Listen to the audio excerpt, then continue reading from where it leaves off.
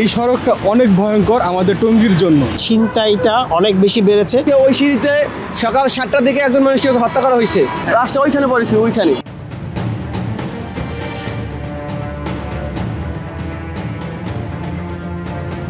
BRTA প্রকল্প basically এখান থেকে শুরু হয়েছে এবং বিআরটিএ প্রকল্প শুরু হওয়ার পর থেকেই ছিনতাইটা অনেক বেশি বেড়েছে, সড়ক দুর্ঘটনা অনেক বেড়েছে। ইতিমধ্যে আপনারা জেনেছেন চারাগালিতে বেশ কিছু অ্যাক্সিডেন্ট হয়েছে, মানে দুর্ঘটনায় লোক মারাও গিয়েছে পর্যন্ত। আমাদের স্থানীয় চারাগালির কিছু মানুষ মারা গিয়েছে, এখানে মারা গিয়েছে।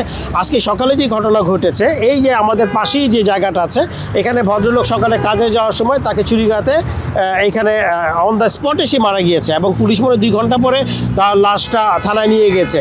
এখানে আমি প্রশাসনের দৃষ্টি আকর্ষণ করছি এই অর্থে যে প্রশাসন দেখছে যে এখানে প্রতিদিন ছিনতাইয়ের ঘটনা ঘটছে এবং নট অনলি দ্যাট, আপনারা যদি রাত 10টা পর টঙ্গী হাসপাতালে যান, ইমার্জেন্সি দিকে প্রতিদিন দেখতে পারবেন কাউকে না কাউকে ছুরিঘাত করে হাসপাতালে পাঠানো হচ্ছে বা তাকে মৃত্যুমুখে ঠেলে দেওয়া হচ্ছে। এত কিছু দেখার পর প্রশাসন কেন নিশ্চুপ আছে, এটা প্রশাসনের কাছে আমি প্রশ্ন করতে চাই। এই সড়কটা অনেক ভয়ঙ্কর আমাদের টঙ্গীর জন্য। এক্সট্রিম মশার কয়েল প্ল্যান্ট ফাইবার দিয়ে তৈরি, তাই সহজে ভাঙে না, সুগন্ধিযুক্ত ও নিরবিচ্ছিন্নভাবে জ্বলে। ডেঙ্গু, চিকুনগুনিয়া বাহি সহ যে কোনো মশার বিরুদ্ধে দেয় এক্সট্রিম সুরক্ষা। এই 2টা স্টেশন, স্পেশালি এই টঙ্গী বাজার আর টঙ্গীর স্টেশনটাই অনেক ভয়ঙ্কর, কারণ রাত্রেবেলা সবসময় এদিকটা পুরা টঙ্গী বাজারের, টঙ্গী আমতলির সব ধরনের নেশাখোররা এদিকটা উঠা চলাফেরা করে। এরা এই জায়গাতে সব এইসব অকারেন্সগুলো করে আর এই জায়গাতে রাত্রে ঘুমায়।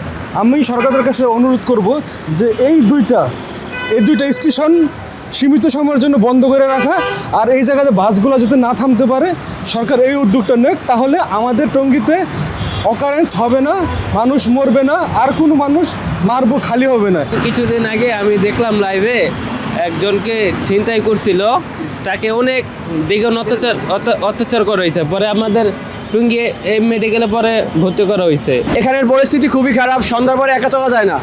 এখানে ছিনতাই, খুন খারাপি সবসময় হয়। আজকে ওই সিঁড়িতে সকাল 7টার দিকে একজন মানুষকে হত্যা করা হয়েছে। এখানে একা চলতে খুবই ভয় করে। আমি এখন আসছি কিন্তু মোবাইল সাথে আনি নাই, মোবাইল বাসায় রেখে আসছি। কোনো একদিন এভাবেই আমি এরকম টাইমে উঠতেছিলাম, তো আমাকে হামলা করছিল।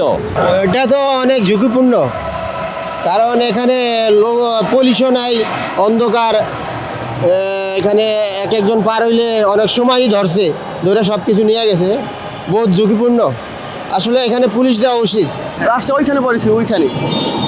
এখানে নাকি 3-4 জন মিলে আর কি ছিনতাই করার চেষ্টা করছে, সে হয়তো বাধা দিছে, তার কারণে হয়তো তাকে চুরিডাকাত করা হয়েছে। এখানে কি অন্ধকার থাকে, যাতায়াত আমাদের অনেক সমস্যা হয়। আমরা তারা এখানে সবসময় যাতায়াত করি। এখানে যদি পুলিশ বা প্রশাসন এরা যদি দায়িত্ব নিয়ে কিছু একটা করে, তাহলে আর এই সমস্যাটা হবে না।